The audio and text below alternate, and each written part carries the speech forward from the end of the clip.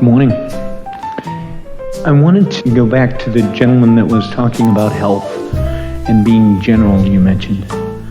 And I wanted to do it in a different frame of just abundance of good health, abundance of prosperity, abundance of love, abundance of everything.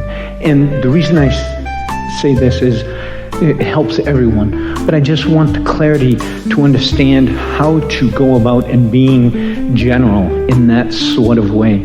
Well, here's the rule of thumb. This is what we're offering. Anytime you know for sure that your frame of mind about a subject is not where you want it to be. In other words, when you know that you're more negatively oriented right now about this than positively oriented, that's really the time to be as general about it as you can. When you know that you're positive about it, that's the time to be as specific as you can, because general slows the momentum down and specific speeds the momentum up. Does that make sense? Yes. So continue with what you're reaching for. I'm reaching for the words to say to become general about abundance in general. It doesn't need to be abundant of anything in particular, but just good health and well-being. In order to prime this pump a little bit, let's take the flip side of it. Let's think in terms of shortage consciousness. So shortage consciousness goes like this. Let's take the abundance subject first.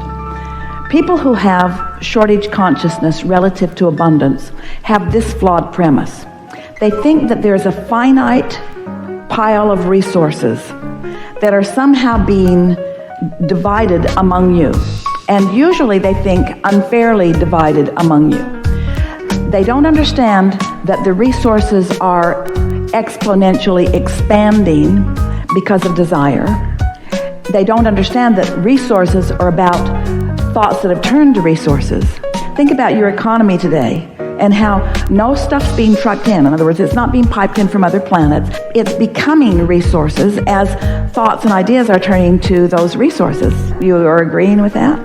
So shortage consciousness about money is about, lack consciousness about money is about a misunderstanding of how there's a never-ending flow of all of it. And so when you feel the absurdity of that, it can make you feel more optimistic about it. But then you've got to put yourself in sync with the optimism that you found, which means you have to find ways of feeling good about that. And it is simply the process of speaking it and see how it feels, and speaking it and see how it feels. So let's say that the subject that you are working on is the subject of feeling more financially prosperous. And let's say that the current reality that you are living doesn't really support that to the degree that you would like to, that you feel limitations relative to your financial situation. And so if you are looking precisely at how much money you have, what your asset to liability relationship is, if you're looking at your income increase, in other words, if you are looking at reality and coming up with answers that you don't want to come up with, then those specific thoughts are holding you in a place you don't want to be, and even taking you further into a place that you don't want to be. So you know that's not the right approach. So by getting general about it, we mean statements like this, kind of an uncondition of it. The bank and the money in it is a condition. The way you feel is an uncondition. Negative or positive is an uncondition. Focusing on something that is finite is more of a condition. Humans have been talking about unconditional love for a long time, not realizing what it means. And we're talking about unconditional love, unconditional alignment, unconditional clarity, unconditional prosperity. We're talking about taking the reality that has you all balled up and in a disallowing mode out of the equation, which once you stop blocking the flow will come. Once you stop holding the cork under the water, the cork will float again. And so general statements such as, I like the subject of economics. I like the subject of economics.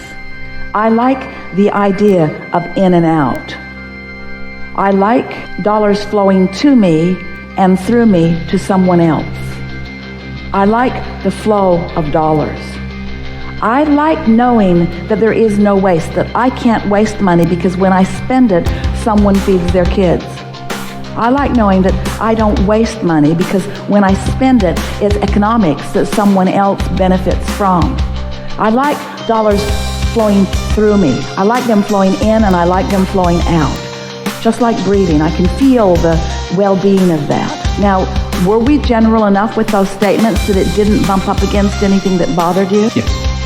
I like the idea of prosperity. I like the feeling of prosperity. I like excellence. I like what money can do. I like when economics are focused in a particular area. I like the renewal of a city. I like the renewal of a neighborhood. I like the refurbishing of my own basement. I like the renewal of my own transportation. I like renewal. I like resourcing. I like flowing. I like abundance. I like understanding the never-endedness of abundance. So these are really general statements that you're not tripping over in any way because we didn't say anything that is problematic to you. You do like abundance. I like knowing that there is no waste. Now this is an important one for you to rest on just for a moment. I like knowing that when I spend money, I'm contributing in a positive way. I like money flowing through me. I like the balance of money flowing through me. In and out, not out, out, out, out, in, out, out, out, out, in and out, in and out, in and out, in and out. Not even in, out. That doesn't feel good either, does it? Not in, can I, please, please, please, please, can I, please, please, please. No, in and out, because the more you understand the in and outness of it, the more you understand that in the same way that the idea will flow to you, there's no shortage of ideas, there's just receptive mode and not receptive mode. So if you're not in the receptive mode, then you're saying, no ideas here. We say, yes, they're all around. They are being transmitted to you. You're just not receiving them because you're not in the receptive mode. You say, well, give me an idea and I'll be in the receptive mode. Get in the receptive mode and then the idea will flow. Just like, well, give me the money and then I'll feel prosperous. Feel prosperous and then the money will flow. You've got to find the mindset. You've got to find the vibrational stance. You've got to find the emotional stance in order to allow it to flow. And you can tell when you do. So whether it's clarity shortage or money shortage, doesn't matter what the shortage is. In every case, the shortage is caused by you, and don't be hard on yourself, by the beliefs you've picked up along your physical trail. Well, it's logical that if you're in an environment where people are worried about money, where they're telling you that you're wasteful, where they're conveying to you that if you utilize that resource or whatever it is that you are squandering it or wasting it, because humans are accustomed to looking at things in a finite way. And yet, it's so interesting to watch your weather patterns and the way you create your floods and droughts. Because the water is proportionate to your desires and needs, but it flows sporadically because of your blocking it off and not allowing it to. And the abundance of dollars and the abundance of clarity, the abundance of ideas are the same. It's an individual thing, much more than you know. But you don't see yourself as individual because you are so aware as you are looking out into the population of your world of what others are doing. We're just asking you to try a little bit, to think thoughts that feel better to you when you think them, and watch what happens to the prosperity that you begin to allow into your own experience. There will always be those who have practiced shortage consciousness long enough that they are sure that you are their problem. But you are not. And as long as you let them think that you are their problem, they will not find a solution because you are not their problem. So the words that you say about abundance in all those categories will help putting a general feel on it. Well, use your own logic about it also. In other words, this is really self-talk. This is really self-convincing. This is really talking yourself into your own blessings. That's the thing that is so interesting to us, is that the wherewithal for everything that you want is right there for you for the taking. Just like ripe fruit on a tree, right there for you.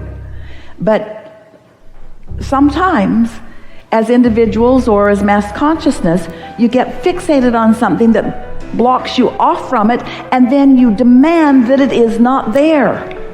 That would be like saying to your dog, who clearly can hear something you can't hear, stop it. You're faking that.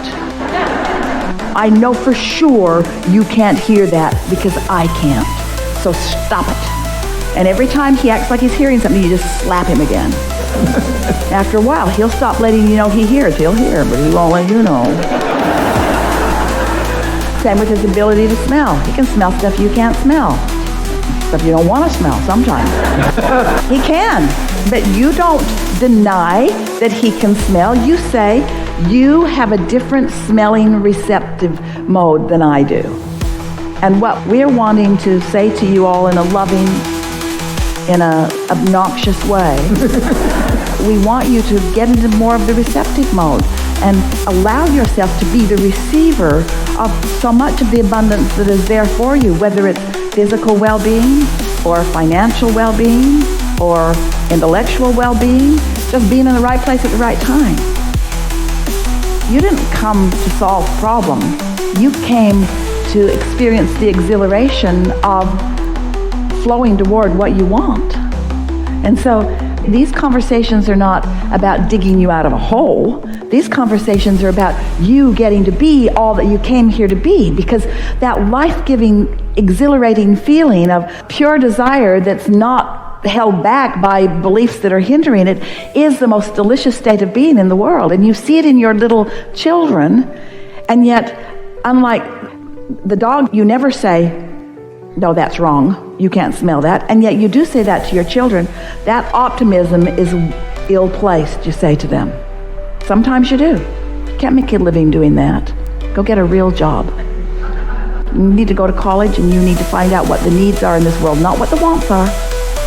You don't get to do what you want to do. You have to figure out what the needs are, and you need to become educated so that you can feel needs. I know life sucks, but it's hard. A sort of the adult to children perspective. And if they're happy, especially if they're loud when they're happy, you say, settle down, settle down, settle down. You want them to settle down. Face reality. And they say, no, I wasn't born to face reality. There's so much that I can see that you can't see, dear dead mother and daddy. You can't see it anymore because you've stopped allowing yourselves to believe. But I'm little and I'm young and I still believe, and we want you to return to those who believe. And you can do it. Here it is. You got to figure out how to get there around your path of resistance. That's why we call it the path of least resistance. It really would be better if we called it the path of most allowance, but most humans can hear the path of least resistance more. So consider this. Your inner being knows right where you are, right here, right now, on all subjects, and where you want to be, right here, right now, on all subjects, and knows how to get you from there to there, from where you are to where you want to be, knows where all the resistance pieces in your trail are, and is calling you over and around and under and through all of them, knows how to get you there. And so your inner being isn't condemning you for putting resistance on your trail. Your inner being just accepts that that's a sort of natural thing, but is still guiding you around it. The other day, Esther was looking for something.